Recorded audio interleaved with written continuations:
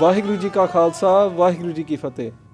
ਮਾਪੇ ਗੁਰਸਿੱਖ ਸਨ, ਪਰ ਉਹਨਾਂ ਦਾ ਪੁੱਤਰ ਮਾੜੀ ਸੰਗਤ ਵਿੱਚ ਪੈ ਕੇ ਪਤਿਤ ਹੋ ਗਿਆ। ਉਹਨਾਂ ਨੇ ਆਪਣੇ ਬੱਚੇ ਨੂੰ ਬੜੇ ਪੈਸੇ ਖਰਚ ਕੇ ਘਰੋਂ ਦੂਰ ਉਚੇਰੀ ਪੜ੍ਹਾਈ ਪੜ੍ਹਨ ਲਈ ਭੇਜਿਆ ਸੀ, ਪਰ ਉੱਥੇ ਮਾੜੀ ਸੰਗਤ ਵਿੱਚ ਪੈ ਕੇ ਉਸਨੇ ਕੇਸ ਵੀ ਕਟਵਾ ਦਿੱਤੇ, ਸ਼ਰਾਬ ਵੀ ਪੀਣ ਲੱਗ ਪਿਆ ਅਤੇ ਹੋਰ ਮਾੜੇ ਕਰਮ ਜਿਵੇਂ ਕਿ ਕੁੜੀਆਂ ਦੇ ਚੱਕਰਾਂ ਵਿੱਚ ਵੀ ਫਸ ਗਿਆ। ਮਾਪੇ ਪਹਿਲਾਂ ਤਾਂ ਬੜੇ ਅਪਸੈਟ ਹੋਏ ਅਤੇ ਉਸ ਨੂੰ ਝਟਕਾ ਮਾਰ ਕੇ ਕੇਸ ਰੱਖਣ ਲਈ ਕਿਹਾ ਅਤੇ ਮਾੜੇ ਕਰਮਾਂ ਵੱਲੋਂ ਵਰਜਣ ਲੱਗੇ, ਪਰ ਉਸ ਦੀ ਸੁਰਤੀ ਬਿਰਤੀ ਬਹੁਤ ਹੀ ਗਿਰ ਚੁੱਕੀ ਸੀ। ਉਹ ਜ਼ਿਆਦਾ ਹੀ ਗਿਰ ਚੁੱਕਿਆ ਸੀ, ਜਿਸ ਕਾਰਨ ਉਹ ਕਿੱਥੇ ਕੇਸ ਰੱਖਣ ਦੀ ਜਾਂ ਸ਼ਰਾਬ ਛੱਡਣ ਦੀ ਗੱਲ ਸੁਣਦਾ ਸੀ। ਜੇ ਮਾਪੇ ਜ਼ਿਆਦਾ ਝਟਕਦੇ ਸਨ ਤਾਂ ਉਹ ਬਾਗੀ ਹੋ ਜਾਂਦਾ ਸੀ ਅਤੇ ਕਈ ਵਾਰ ਆਪਣਾ ਨੁਕਸਾਨ ਕਰਨ ਦੀ ਧਮਕੀ ਦੇ ਦਿੰਦਾ ਸੀ। ਮਾਪਿਆਂ ਨੂੰ ਆਪਣੀ ਔਲਾਦ ਵਾਸਤੇ ਸਦਾ ਹੀ ਮੋਹ ਹੁੰਦਾ। ਉਸ ਦੇ ਧਮਕੀ ਭਰੇ ਬਚਨ ਸੁਣ ਕੇ ਉਹ ਵਿਚਾਰੇ ਚੁੱਪ ਕਰ ਜਾਂਦੇ ਸੀ। ਉਹਨਾਂ ਦੇ ਇੱਕ ਪਰਮ ਮਿੱਤਰ ਸਨ ਜੋ ਕਿ ਬੜੇ ਗੁਰਸਿੱਖ ਸਨ। ਮਾਪਿਆਂ ਨੇ ਉਹਨਾਂ ਕੋਲ ਗੱਲ ਕੀਤੀ ਅਤੇ ਆਪਣੇ ਮਨ ਦੀ ਦਰਦ ਭਰੀ ਬਿਰਥਾ ਦੱਸੀ। ਉਹਨਾਂ ਨੇ ਸਮਝਾਇਆ ਕਿ ਅੱਜ ਕੱਲ੍ਹ ਕਲਯੁਗ ਦੀ ਹਨੇਰੀ ਬਹੁਤ ਚੱਲ ਰਹੀ ਆ ਅਤੇ ਘਰ ਘਰ ਇਹੋ ਮਨਮੁਖਤਾਈ ਦੀ ਅੱਗ ਲੱਗੀ ਹੋਈ ਆ। ਉਹਨਾਂ ਕਿਹਾ ਕਿ ਕਸੂਰ ਸਾਡਾ ਹੀ ਹੈ, ਕਿਉਂਕਿ ਅਸੀਂ ਕਦੇ ਸੱਚੇ ਦਿਲੋਂ ਅਤੇ ਪੂਰੀ ਤਰ੍ਹਾਂ ਗੁਰੂ ਵਾਲੇ ਪਾਸੇ ਹੋ ਕੇ ਨਹੀਂ ਤੁਰਦੇ। ਸਾਡਾ ਇੱਕ ਪੈਰ ਧਰਮ ਵੱਲ ਹੁੰਦਾ ਅਤੇ ਇੱਕ ਪੈਰ ਦੁਨੀਆ ਵੱਲ। ਅਸੀਂ ਰੱਬ ਨੂੰ ਵੀ ਮਨਾਉਣਾ ਚਾਹੁੰਦੇ ਹਾਂ ਅਤੇ ਦੁਨੀਆ ਨੂੰ ਵੀ ਖੁਸ਼ ਰੱਖਣਾ ਚਾਹੁੰਦੇ ਹਾਂ, ਜੋ ਕਿ ਮੁਮਕਿਨ ਹੀ ਨਹੀਂ ਆ। ਪਹਿਲੀ ਗੱਲ ਤਾਂ ਇਹ ਆ ਕਿ ਦੁਨੀਆ ਤਾਂ ਕਦੇ ਵੀ ਪੂਰੀ ਤਰ੍ਹਾਂ ਖੁਸ਼ ਨਹੀਂ ਹੁੰਦੀ। ਬੰਦਾ ਭਾਵੇਂ ਰੱਬ ਬਣ ਜਾਵੇ, ਦੁਨੀਆ ਫੇਰ ਵੀ ਕਿਸੇ ਨਾ ਕਿਸੇ ਗੱਲੋਂ ਔਖੀ ਹੀ ਰਹਿੰਦੀ ਆ। ਐਵੇਂ ਕਵੀਆਂ ਨੇ ਨਹੀਂ ਕਿਹਾ ਕਿ ਕਭੀ ਕਿसी को मुकम्मल जहाँ नहीं मिलता, कहीं ज़मीं कहीं आसमान नहीं मिलता।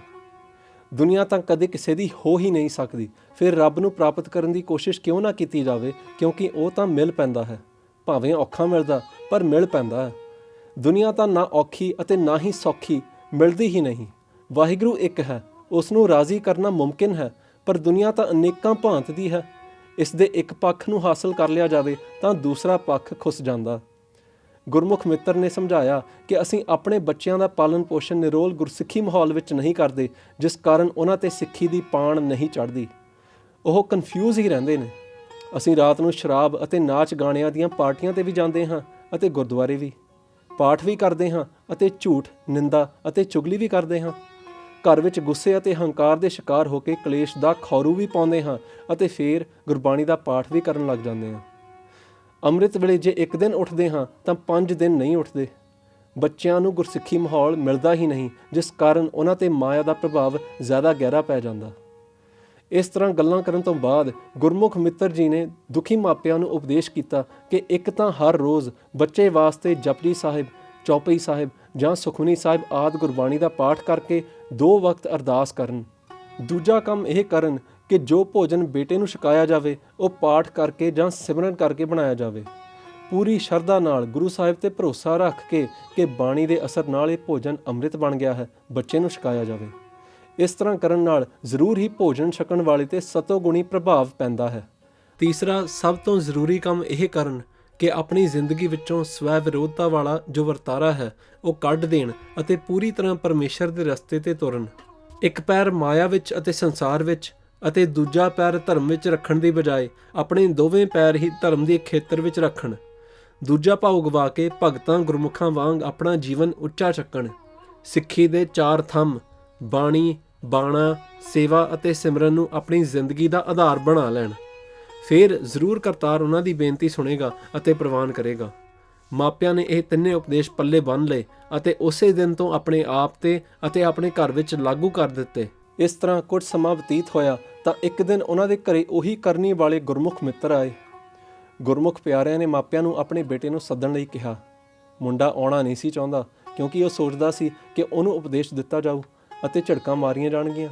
ਜਿਵੇਂ ਕਿਵੇਂ ਮਾਂ ਦੇ ਇਸਰਾਰ ਕਰਨ 'ਤੇ ਵਿਗੜਿਆ ਅਤੇ ਭਟਕਿਆ ਮੁੰਡਾ ਗੁਰਮੁਖਾਂ ਦੇ ਸਨਮੁਖ ਆ ਹੀ ਗਿਆ। ਉਹ ਸੋਚਦਾ ਸੀ ਕਿ ਉਹਨੂੰ ਇੱਕ ਹੋਰ ਲੈਕਚਰ ਸੁਣਨਾ ਪਊ, ਪਰ ਜਦੋਂ ਉਹ ਆਇਆ ਤਾਂ ਗੁਰਮੁਖ ਉਸ ਨੂੰ ਜੱਫੀ ਪਾ ਕੇ ਮਿਲੇ ਅਤੇ ਬੜੇ ਹੀ ਪ੍ਰੇਮ ਨਾਲ ਗੱਲਬਾਤ ਕੀਤੀ। ਗੁਰਮੁਖਾਂ ਨੇ ਉਸ ਨਾਲ ਉਸ ਦੇ ਪਤਿਤ ਹੋਣ ਦੀ ਜਾਂ ਹੋਰ ਕੋਈ ਅਜਿਹੀ ਗੱਲ ਨਾ ਕੀਤੀ, ਕੇਵਲ ਪ੍ਰੇਮ ਭਰੀਆਂ ਗੱਲਾਂ ਹੀ ਕੀਤੀਆਂ। ਉਸ ਦਾ ਹਾਲ ਚਾਲ ਪੁੱਛਣ ਤੋਂ ਉਪਰੰਤ ਗੁਰਮੁਖਾਂ ਨੇ ਉਸ ਨੂੰ ਕਿਹਾ ਕਿ ਭਾਈ ਸਾਡਾ ਇੱਕ ਕੰਮ ਕਰ ਦੇ। ਉਹ ਮੁੰਡਾ ਉਹਨਾਂ ਦੇ ਪਿਆਰ ਅਤੇ ਖਲੂਸ ਦੇ ਅਸਰ ਹੇਠ ਆ ਚੁੱਕਾ ਸੀ। ਕਹਿਣ ਲੱਗਾ, ਹੁਕਮ ਕਰੋ ਬਾਬਾ ਜੀ। ਤਾਂ ਗੁਰਮੁਖਾਂ ਨੇ ਬਸ ਇਹੋ ਹੀ ਕਿਹਾ ਕਿ ਸਾਡੀ ਗੱਲ ਮੰਨ ਕੇ ਰੋਜ਼ 2 ਪਾਠ ਜ਼ਰੂਰ ਕਰਨੇ ਨੇ, ਸਵੇਰੇ ਜਪਜੀ ਸਾਹਿਬ ਅਤੇ ਸ਼ਾਮ ਨੂੰ ਰਹਿਰਾਸ ਸਾਹਿਬ। ਜਪਜੀ ਸਾਹਿਬ ਸਵੇਰ ਦਾ ਭੋਜਨ ਛਕਣ ਤੋਂ ਪਹਿਲਾਂ ਅਤੇ ਰਹਿਰਾਸ ਸ਼ਾਮ ਦਾ ਭੋਜਨ ਛਕਣ ਤੋਂ ਪਹਿਲਾਂ। ਹੋਰ ਤੈਨੂੰ ਕੁਝ ਕਰਨ ਦੀ ਲੋੜ ਨਹੀਂ। ਜੇ ਤੂੰ ਸਾਡੀ ਇਹ ਗੱਲ ਮੰਨੇਗਾ ਤਾਂ ਤੇਰੇ ਤੇ ਗੁਰੂ ਸਾਹਿਬ ਦੀ ਬੜੀ ਕਿਰਪਾ ਹੋ, ਤੈਨੂੰ ਕਾਮਯਾਬੀ ਮਿਲੂ ਅਤੇ ਅਸੀਂ ਤੇਰੇ ਤੇ ਬਹੁਤ ਖੁਸ਼ ਹੋਵਾਂਗੇ। ਉਸ ਮੁੰਡੇ ਨੇ ਹਾਮੀ ਭਰ ਦਿੱਤੀ।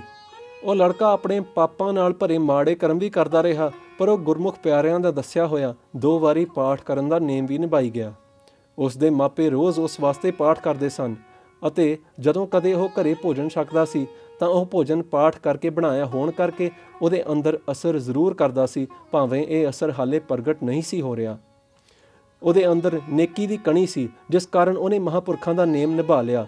ਪਰ ਵੱਡਾ ਕਾਰਨ ਇਹੋ ਸੀ ਕਿ ਉਹਦੇ ਮਾਪੇ ਹਰ ਰੋਜ਼ ਉਸ ਲਈ ਅਰਦਾਸ ਕਰਦੇ ਸਨ ਅਤੇ ਪਾਠ ਕਰਕੇ ਤਿਆਰ ਕੀਤਾ ਭੋਜਨ ਹੀ ਉਹਨੂੰ ਛਕਣ ਲਈ ਦਿੰਦੇ ਸੀ। ਸੋ ਮਾਪੇ ਆਪਣੀਆਂ ਅਰਦਾਸਾਂ ਬੇਨਤੀਆਂ ਕਰਦੇ ਰਹੇ, ਸੰਗਤ ਨੂੰ ਘਰੇ ਸੱਦ ਕੇ ਉਹਨਾਂ ਪਾਸੋਂ ਵੀ ਅਰਦਾਸ ਕਰਾਉਂਦੇ ਰਹੇ। ਸਮਾਂ ਆਇਆ ਜਦੋਂ ਬਾਣੀ ਦੀ ਪਾਰਸ ਕਲਾ ਵਰਤ ਗਈ।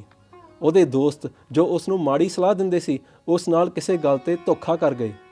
ਉਹਦਾ ਦਿਲ ਉਧਰੋਂ ਟੁੱਟਿਆ ਤਾਂ ਬਾਣੀ ਵਿੱਚ ਲੱਗ ਗਿਆ। ਜੇ ਉਹ ਪਾਠ ਨਾ ਕਰਦਾ ਹੁੰਦਾ ਅਤੇ ਉਹਦੇ ਮਾਪੇ ਉਸ ਲਈ ਅਰਦਾਸਾਂ ਨਾ ਕਰਦੇ ਹੁੰਦੇ ਤਾਂ ਸ਼ਾਇਦ ਇਸ ਵਕਤ ਜਦੋਂ ਉਹ ਆਪਣੇ ਭਰੋਸੇਮੰਦ ਦੋਸਤਾਂ ਤੋਂ ਧੋਖਾ ਖਾਈ ਬੈਠਾ ਸੀ ਤਾਂ ਉਹ ਹੋਰ ਮਾੜੇ ਕਰਮਾਂ ਵਿੱਚ ਪ੍ਰਵਿਰਤ ਹੋ ਸਕਦਾ ਸੀ। ਪਰ ਅਕਾਲ ਪੁਰਖ ਦੀ ਕਿਰਪਾ ਹੋਈ, ਉਹ ਬਾਣੀ ਵੱਲ ਲੱਗ ਗਿਆ। ਸਮਾਂ ਆਇਆ ਕਿ ਉਸ ਦਾ ਕੇਸ ਕੱਟਣ ਨੂੰ ਜੀ ਨਾ ਕੀਤਾ, ਸ਼ਰਾਬ ਵੀ ਨਾ ਪੀ ਸਕਿਆ। ਬਾਣੀ ਆਪਣਾ ਅਸਰ ਕਰ ਗਈ ਅਤੇ ਹੌਲੀ-ਹੌਲੀ ਉਹ ਰਾਹੇ ਰਾਸ ਤੇ ਆ ਗਿਆ।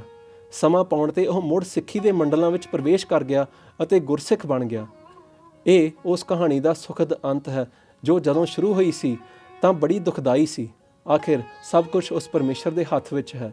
ਸਾਨੂੰ ਇਹ ਸਮਝਣ ਦੀ ਲੋੜ ਹੈ ਕਿ ਮਾੜੇ ਕਰਮ ਕਰਨ ਦਾ ਕਾਰਨ ਵੀ ਸਾਡੇ ਹੀ ਪਿਛਲੇ ਕੀਤੇ ਮਾੜੇ ਕਰਮ ਹੁੰਦੇ ਨੇ, ਜੋ ਕਈ ਵਾਰੀ ਇਸ ਰੂਪ ਵਿੱਚ ਫਲੀਭੂਤ ਹੁੰਦੇ ਨੇ ਕਿ ਸਾਡੇ ਪਾਸੋਂ ਹੋਰ ਮਾੜੇ ਕਰਮ ਹੋਣ ਲੱਗ ਜਾਂਦੇ ਨੇ।